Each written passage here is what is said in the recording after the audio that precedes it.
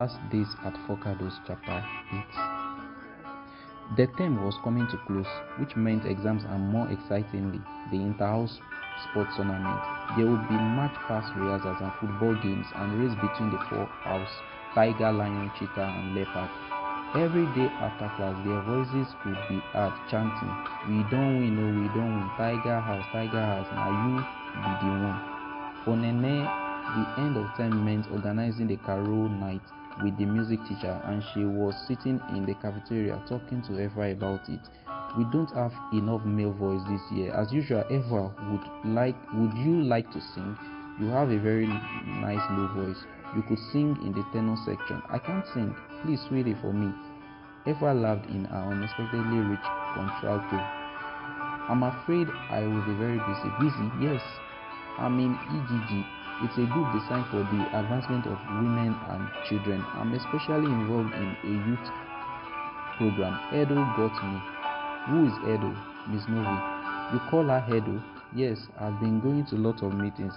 We are staging a protest on the violence against women, and the next week is the Empowerment Youth Forum, and we've been visiting the orphanage. Oh, I've got a Teens Against HIV meeting this evening and for the rest of this week." "Gosh, Eva, that's really busy, but I'm glad you found something that interests you." Eva laughed musically again. "She's glowing," Nene thought. "She looks more beautiful than ever. Don't worry, I will sing for you," Eva said.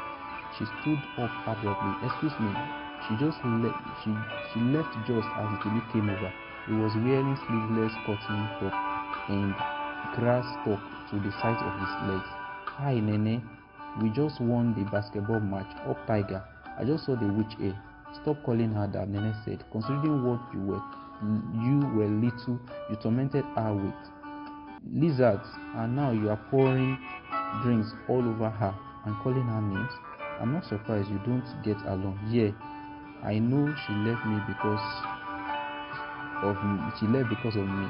She just hates me." Ever sweet and nice. If you get to know her, she can't be like you, immortal. She went to girls only school where things were very different, and she's not used to all gra gra gra here." "What's that?" He wanted to change the subject and pointed at the paper she was holding, the carol list. "Is Efa singing?" "Yes." "Can I join the choir? You are always looking for boys." Nene was astonished. "When did Jimmy ever sing?" "Jimmy, are you sure? You need to have a lot of commitment. Don't worry, I will help you find some more boys if you like." Nene stood up. "Thanks, Jimmy. I would appreciate it."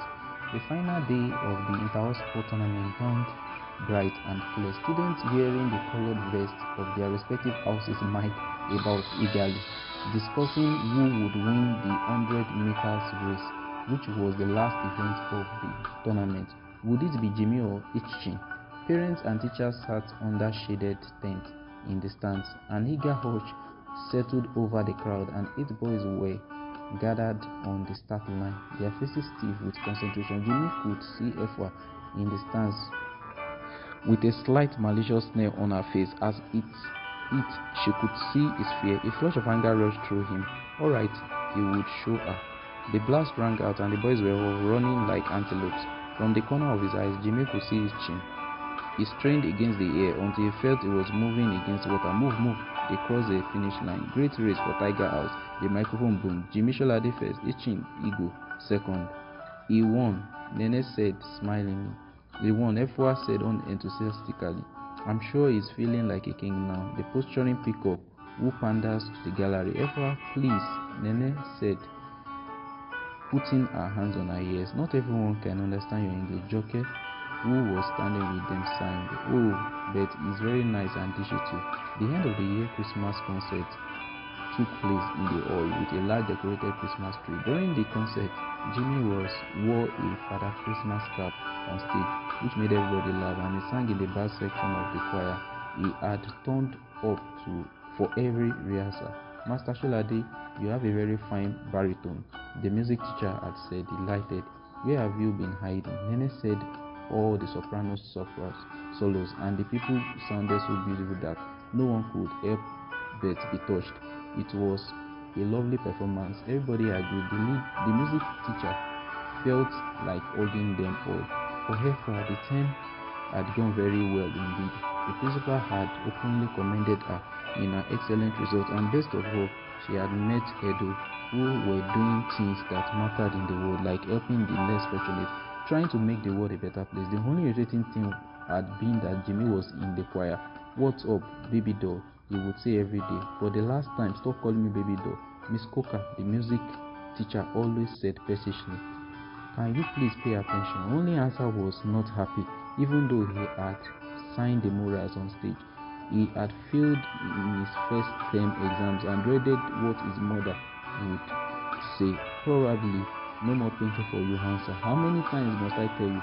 Jimmy came to take a bow one last time. He had won the best athlete trophy and a prize for the best exam result again, and all the girls were coming at him. The handsome schoolboy spread his arms wide and smiled. Everybody loves Jimmy, the whole school